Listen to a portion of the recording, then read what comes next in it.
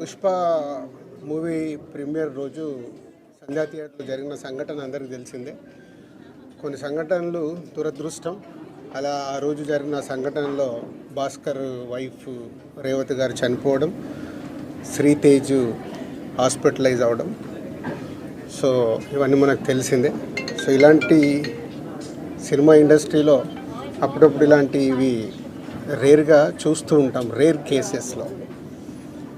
పోతే ఈ మధ్య నన్ను సీఎం గారు ఎఫ్డీసీ చైర్మన్గా నియమించినప్పుడు సో ఇండస్ట్రీకి అండ్ ఇటు ప్రభుత్వానికి మధ్యలో బ్రిడ్జ్ లాగా ఉండటానికి నాకు ఇండస్ట్రీలో ఉన్న ఒక ఇంపార్టెంట్ పర్సన్గా, అలాగే ప్రభుత్వం నుంచి కూడా ఎఫ్డీసీ చైర్మన్ ఇంపార్టెంట్ పర్సన్గా బ్రిడ్జ్ లాగా ఉండాలని నియమించారు.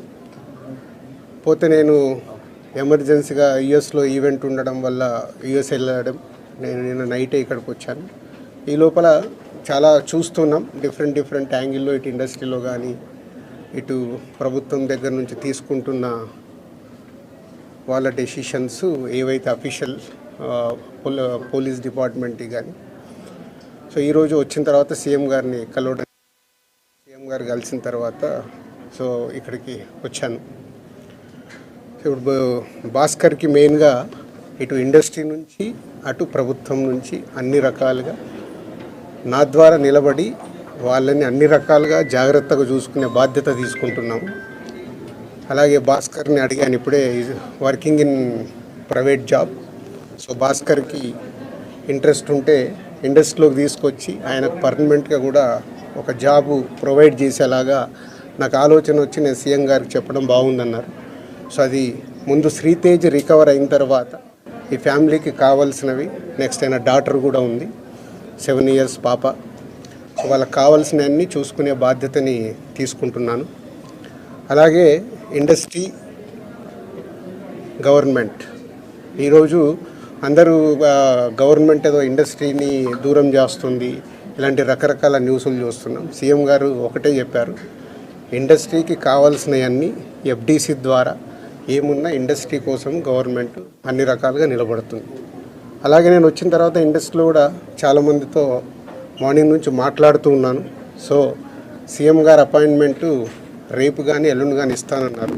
సో ఇండస్ట్రీ నుంచి అందరం వెళ్ళి సీఎం గారిని కలిసి అన్ని రకాలుగా రెండుటి మధ్యలో, ఇండస్ట్రీకి అటు గవర్నమెంట్కి మధ్యలో ఉంటూ బ్రిడ్జిగా ఎలాంటి సమస్యలు తలెత్తకుండా చూసుకునే రెస్పాన్సిబిలిటీని సీఎం గారు నాకు ఇచ్చారు. అటు చూస్తూ భాస్కర్ ఫ్యామిలీని కూడా చూసుకునే బాధ్యతను తీసుకుంటున్నాను. సో భగవంతుడి దయ వల్ల శ్రీతేజ్ తొందరగా రికవర్ అయ్యి మామూలు మనిషి అవుతాడని ఆశిస్తూ, చాలా ఇంప్రూవ్మెంట్ ఉందని ఇప్పుడే డాక్టర్ చెప్పారు. 2 days అయిందంట వెంటిలేటర్ తీసేసి. వెంటిలేటర్ తీసిన తర్వాత రికవర్ అవుతున్నాడు.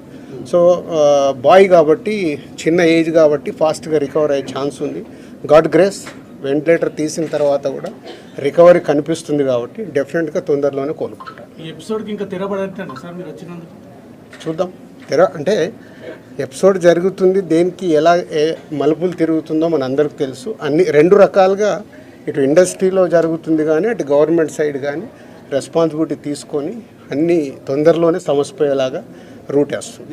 నిన్న కాంగ్రెస్ పార్టీ ఎమ్మెల్యే గాంధీ భవన్లో మాట్లాడుతూ నైజాం ఏరియాలో నేను సినిమా హీరోలు అడుక్కు తింటారని స్టేట్మెంట్. అవి వద్దు, నేను వచ్చింది సీఎం గారు చెప్పింది, నేను వచ్చి ఇప్పుడు కమ్యూనికేట్ చేస్తుంది. రెండుటి మధ్యలో ఎలాంటి సమస్య లేకుండా చూసుకునే రెస్పాన్సిబిలిటీ ఎఫ్డీసీ చైర్మన్గా నాది. ప్రైవేట్గా ముందు ఫిలిం ఇండస్ట్రీ నుంచి నేను చేయాల్సింది ఏంటంటే, నేను నిర్ణయం తీసుకుంటున్నాను, సీఎం గారికి కూడా చెప్పాను. రేపు అక్కడి నుంచి గవర్నమెంట్ నుంచి ఏమొస్తుందని మనం చూద్దాం. ఒక సినిమా రిలీజ్ అయిందంటే ఖచ్చితంగా అభిమానుల దగ్గరికి వచ్చి పలకరించడం, సినిమా గురించి అభిమానులతో కలిసి చూడడం అనేది ఆనవాయితీగా వస్తుంది. ఇప్పుడు అవన్నీ లేవని చెప్తూ ఉన్నారు. దీని గురించి మీ రియాక్షన్ ఏంటి? అట్ ది సేమ్ టైం కాదమ్మా, ఒక్క నిమిషం, ఇలాంటివి జరగడము దురదృష్టం. ఎన్నో సినిమాలు రిలీజ్ అవుతాయి, మరి ఎప్పుడు జరగవు కదా. అప్పుడప్పుడు ఎవరు కావాలని చెయ్యరు, సిచ్యువేషన్ వల్ల జరిగిన ఇన్సిడెంట్ ఇది. ఎవరైనా కావాలని చేస్తారా? ఇప్పుడు వాళ్ళు కూడా ఆనందంగా కుటుంబంతో అక్కడ చూద్దామని వచ్చారు. దిల్సుఖ్ నగర్ నుంచి సంధ్యా థియేటర్కి వచ్చారు అంటే వాళ్ళకు ఒక ఆనందం పొందటానికే వస్తారు. దురదృష్టం ఇలాంటి సంఘటన జరగడం. ఇలాంటి సంఘటన చెయ్యాలని ఎవరు చేయరు, జరిగింది కాబట్టి దీనికి అన్ని రకాలుగా చూసుకొని చేయాల్సిన బాధ్యత పౌరులుగా మా పైన ఉంది, అలాగే మీడియా పైన కూడా ఉంది. మనందరికీ రెస్పాన్సిబిలిటీ ఉంది. దీన్ని మనము మీ సైడ్ నుంచి కూడా రెస్పాన్సిబిలిటీ ఏంటి, కరెక్ట్గా చూపించిందే 10 సార్లు చూపించి 10 సార్లు వేసి జనాలకు కాకుండా జాగ్రత్త. ఇప్పుడు నేను మాట్లాడాను, దీంట్లో ఉన్న మంచిది జనాల దగ్గరకు తీసుకెళ్ళి సొసైటీకి ఉపయోగపడేలాగా చేయాలి. ఇప్పుడు మీరు చెప్పిన ప్రభుత్వానికి ఇండస్ట్రీకి మధ్య బ్రిడ్జ్ లాగా మీరు పనిచేయబోతున్నారని సీఎం చెప్పిన మాటలకి అల్లు అర్జున్ కౌంటర్గా ప్రెస్ మీట్ పెట్టి అవన్నీ కమెంట్స్ చేసినారు, మీరు చూసే ఉంటారు. అట్లా కాదు, ఫాల్స్గా చెప్తున్నారు అని దాన్ని మీ అబ్జర్వేషన్. నేను అదే కదా రాత్రి వచ్చాను, వచ్చి ఇప్పుడు సీఎం గారిని కలిశాను. సీఎం గారు చెప్పాల్సింది మీకు చెప్పాను. తర్వాత అల్లు అర్జున్ కూడా కలుస్తాను, ఇండస్ట్రీలో ఇంపార్టెంట్ పర్సన్గా. కలిసిన తర్వాత అది కూడా చెప్పి సమన్వయం చేస్తాను. అదే నా డ్యూటీ. నేను మాట్లాడతాను, నేను కలిసిన తర్వాత మాట్లాడతాను. మీకు అదే మళ్ళీ నన్ను కూడా కాంట్రవర్షియల్ క్వశ్చన్ వేసి తీసుకురావద్దు. నేను ఇంకా కలవలేదు, కలిసిన తర్వాత మాట్లాడతాను. ఇప్పుడు సీఎం గారు పాయింట్ ఆఫ్ వ్యూలో మొత్తం విన్నాను, అన్నీ చెప్పాను. ఆయన పాయింట్ ఆఫ్ వ్యూలో విన్న తర్వాత నెక్స్ట్ ప్రెస్ మీట్లో మాట్లాడతాను. నాకు ముందు కావాల్సింది ఏంటంటే మనందరికీ కావాల్సింది ఏంటి, సీఎం గవర్నమెంట్దా లేక అల్లు అర్జున్దా కాదు, ఈయనకి ఏం సపోర్ట్ చేస్తున్నాం, ఈయన ఫ్యామిలీని ఎలా కాపాడుతున్నాం అనేది మన అందరి రెస్పాన్సిబిలిటీ. దాని మీద ఫోకస్ చేద్దాం. ఈ ఎస్ ఫైనాన్షియల్గా అన్ని రకాలుగా భాస్కర్కి నిలబడబోతున్నాం. అది నేను లీడ్ చేస్తున్నాను, నేనే పక్క నుండి నేను అన్ని చేయిస్తాను. అది చెప్పడానికే సీఎం గారు చెప్పమన్నారు. ఈరోజు ద్వారా కూడా ఆయనకు జరగాల్సింది డెఫినెట్గా జరుగుతుంది. లాజికల్గా టెక్నికల్గా జరగాల్సిన అన్ని అయిపోయిన తర్వాత భాస్కర్కి అందరం పక్కన నిలబడి కాపాడుకునే బాధ్యత మాది.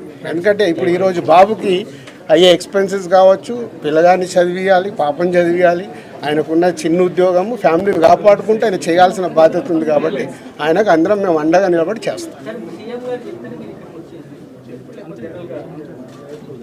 నా డ్యూటీ నేను చేస్తున్నాను, నీ డ్యూటీ నువ్వేం చేస్తున్నావు? నువ్వు నాకు క్వశ్చన్స్ చేస్తున్నావు.